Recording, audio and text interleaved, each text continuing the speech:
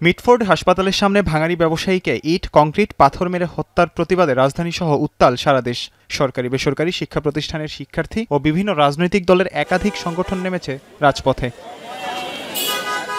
শুক্রবার রাত থেকেই হত্যার প্রতিবাদে বিক্ষোভ মিছিল সমাবেশ দেখা যায়, যার ধারাবাহিকতায় পরদিনও ঢাকা বিশ্ববিদ্যালয়, বুয়েট, জগন্নাথ সহ বিভিন্ন বিশ্ববিদ্যালয়ের শিক্ষার্থীদের দেখা যায় জোরালো প্রতিবাদ।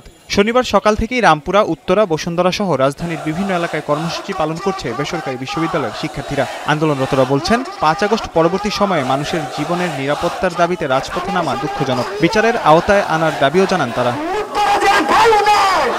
নৃশংস এই হত্যাকাণ্ডের বিচারের দাবিতে বিক্ষোভ মিছিল করেছে ইসলামী ছাত্র শিবির। জুলাইয়ের বাংলাদেশ শহীদদের চেতনায় চলবে, কোনো চাঁদাবাজির ঠাঁই হবে না বলে হুঁশিয়ারি দেয় তারা।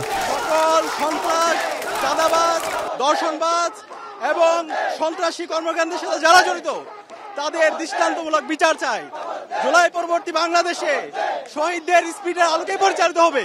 এখানে কোনো চাঁদাবাজ, টেন্ডারবাজ, দর্শক, গণরুম এবং গেস্টরুম তৈরি করে যারা করতে চায় তাদের স্থান এই স্বাধীন বাংলাদেশে হবে না। বিএনপি নব্য ফ্যাসিস্টে পরিণত হয়েছে অভিযোগ করে বৈষম্য বিরোধী ছাত্র আন্দোলনও হুঁশিয়ারি দেন। এদিকে মিটফোর্ডের নারকীয় হত্যাকাণ্ডের দ্রুত বিচারে সরকার বদ্ধপরিকর। সামাজিক যোগাযোগ মাধ্যম ফেসবুকে স্ট্যাটাস দিয়ে জানিয়েছেন আইন উপদেষ্টা ডক্টর আসিফ নজরুল। দ্রুত বিচার ট্রাইব্যুনালে এটি হস্তান্তর করা হবে বলেও জানান তিনি। স্বরাষ্ট্র উপদেষ্টাও বিচার নিশ্চিতের আশ্বাস দিয়েছেন। বড়ই দুঃখজনক একটা ঘটনা।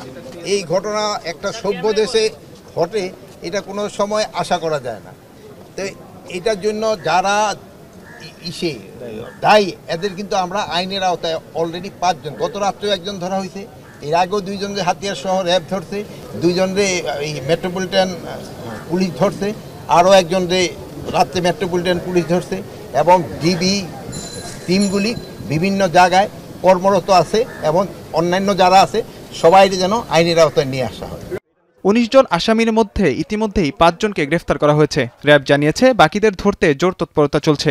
এর সঙ্গে জড়িত যে সমস্ত আসামি আছে আমরা তদন্তকারী কর্মকর্তার সাথে যোগাযোগ রেখে এর সাথে সম্পৃক্ত যারা আছে তাদের সকলকেই দ্রুত গ্রেফতার করে আইনের আওতায় আনব।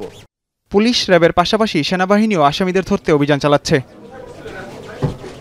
মাঝার ইমন, এখন, ঢাকা। শাইনি চুলে এখন হবে সব হেয়ারস্টাইল। সিল্কোর দ্বিগুণ শাইনি চুল প্রতিদিন।